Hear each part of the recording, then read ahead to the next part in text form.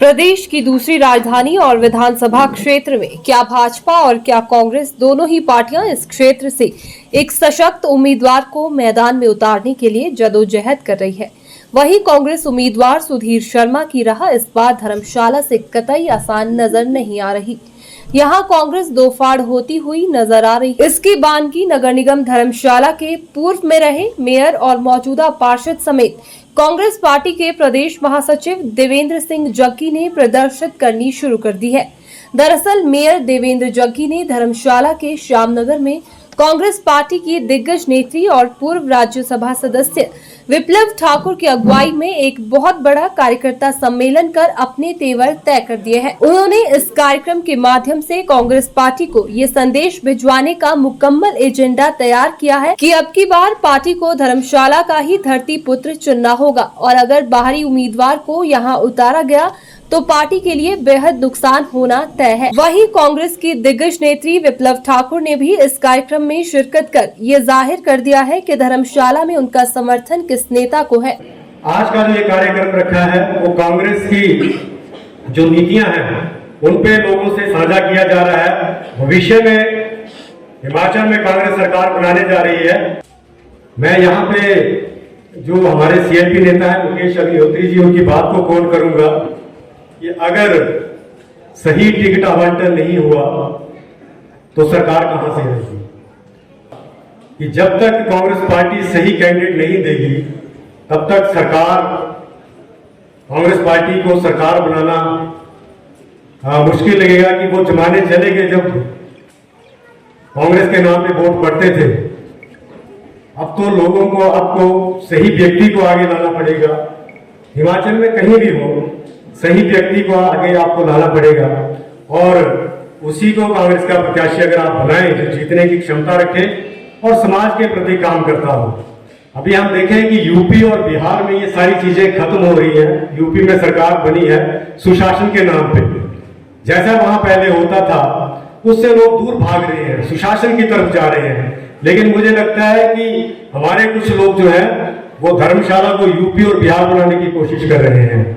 धर्मशाला में ऐसी चीजें पहले कभी हुई नहीं है कि यहाँ पे हर पार्टी के पोस्टर लगते हैं, हर पार्टी दूसरी पार्टी का सम्मान करती है, होर्डिंग लगते हैं। लेकिन ये पहली बार हो रहा है यहाँ धर्मशाला में कि लोग कांग्रेस पार्टी के जो होर्डिंग और पोस्टर लग रहे हैं वो उनको फाड़ा जा रहा है और उस पर ओवर राइटिंग करके उन पर काला पेंट लगाया जा रहा है।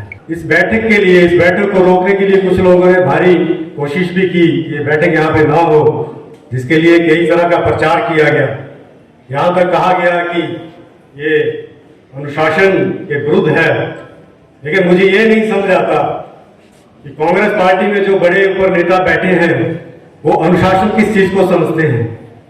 क्योंकि लोकतांत्रिक पार्टी है और सबका ये राइट है कि वो इलेक्शन लड़ने के लिए विधानसभा का आवेदन कर सकता है।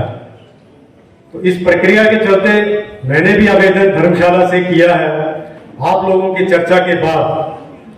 और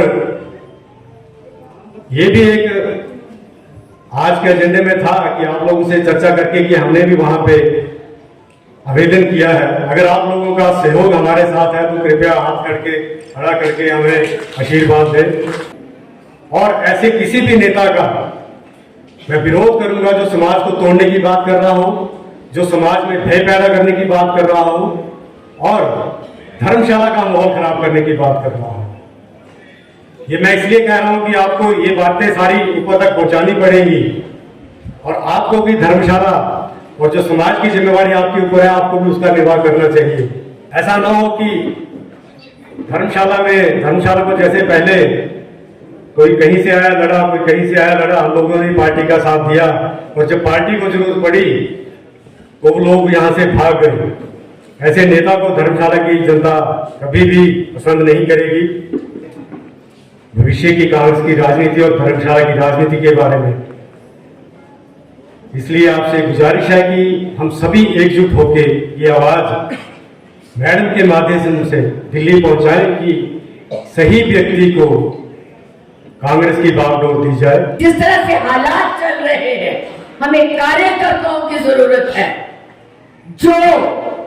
इस पार्टी के लिए लड़ने मरने के लिए तैयार हो जाए, पीठ दिखा के भागे नहीं। हमें ऐसा नेता चाहिए, ऐसे लीडर। तो आज समय आ गया कि आपने सच को पहचानना है, आपने उन लोगों का साथ देना है जो इस इलाके के लिए, इस धर्मशाला के लिए जिस तरह से काम कर रहे हैं।